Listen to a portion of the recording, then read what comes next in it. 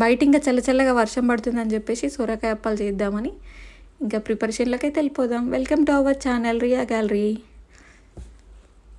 ఇంకా సొరకాయ అప్పాలంటే సొరకాయ కంపల్సరీ కదా. ఇంకా ఫ్రిడ్జ్లో ఉండేది మొన్న మా అమ్మ తీసుకొచ్చిందనమాట. దానికి ముందే నార్మల్గా కడిగేసి తర్వాత ఇదంతా పీలప్ చేయాలి. ఇట్లాంటి పెద్ద సొరకాయలకి గుజ్జు అనేది ఎక్కువ వస్తుంది. సో కాబట్టి నేను మొత్తం యూజ్ చేయట్లేదు, సగం మాత్రమే యూజ్ చేస్తున్నాం. ముందుగా పీలప్ చేసుకున్న దాన్ని ఒకసారి కడిగేయాలి. పైన ఏదైనా ఇట్లా గ్రీన్ కలర్లో ఏదైనా ఉంటుంది కదా, అదంతా కడిగేసుకొని పక్కకు పెట్టుకున్న తర్వాత వాటర్ అంతా పోయిన తర్వాత ఇంక ఇట్లా స్మాష్ చేసేది ఉంటుంది కదా, ఇట్లా సన్నగా తురుముకునేది మీ దగ్గర ఏది ఉంటే అది యూజ్ చేయండి. నా దగ్గర అయితే ఇది ఉంది. ఇంకా ఏదైతే నేను స్మాష్ చేస్తున్నానో అదంతా స్మాష్ చేసిన తర్వాత చూపిస్తా చూడండి. కొంచెంకే చాలా వరకు వచ్చింది నా క్వాంటిటీ అసలు. ఇదంతా తురుముకున్న తర్వాత ఇంకేదైతే రిమైనింగ్ ఆఫ్ ఉందో అది పక్కకు పెట్టేసిన. ఇంకా నాకు హాఫే సరిపోతుంది అని చెప్పేసి ఈ హాఫ్ దాంట్లోకి నాకైతే ఒక ½ కేజీ వరకు పిండి పట్టింది, బియ్యం పిండి. ఇంకా మనకు కావాల్సినంత పిండి వేసేసుకొని దాన్ని మంచిగా జల్లించుకోవాలి.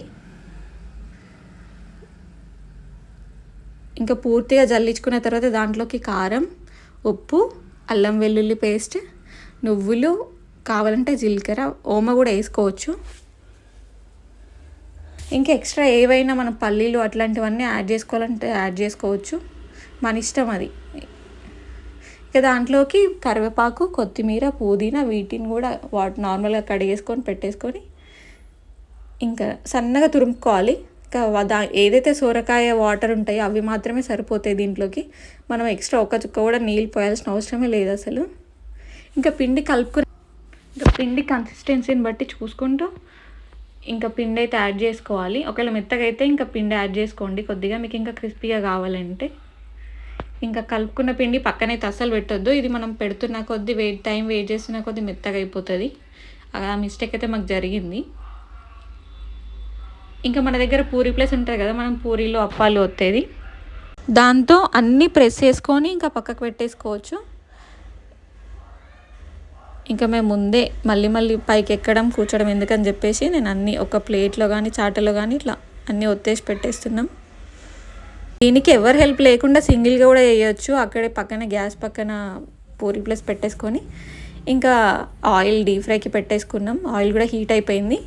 ఇంకా ఆయిల్లో వాటిని ఒక్కొక్కటిగా ఫ్రై చేసుకోవడమే. ఇంకా మీకు క్రిస్పీగా కావాలి అంటే పిండి కొంచెం ఎక్కువ యాడ్ చేసుకుంటే గట్టిగా వస్తాయి, అప్పుడు మెత్తగా ఉండవు అన్నమాట. ఇంకా మేమైతే మెత్తగానే చేసినాం. కొద్దిగా ఎక్కువ రోజులు నిల్వ ఉండాలనుకుంటే గట్టిగా చేసుకోండి, ఇంకా పర్లేదు. ఒక 2 డేస్కి అట్లా ఓకే అనుకుంటే మెత్తగా ఉంటేనే బాగుంటుంది. ఇంకా తీసుకున్న వాటన్నిటిని ఇంకా డీప్ ఫ్రై చేసుకోవడమే. ఇంకా బయట చల్ల నిజంగా భలే వర్షం పడుతుంది టైంకి అసలు. పక్కన వేడివేడిగా చాయ్ అవుతుంది, ఇక్కడ వేడివేడిగా ఫ్రై అవుతున్నాయి అప్పాలు. ఇంకా అప్పాలు అయితే చేయడం అయిపోయింది. ఇంకా మనం టేస్ట్ చేసేస్తున్నాం అనమాట.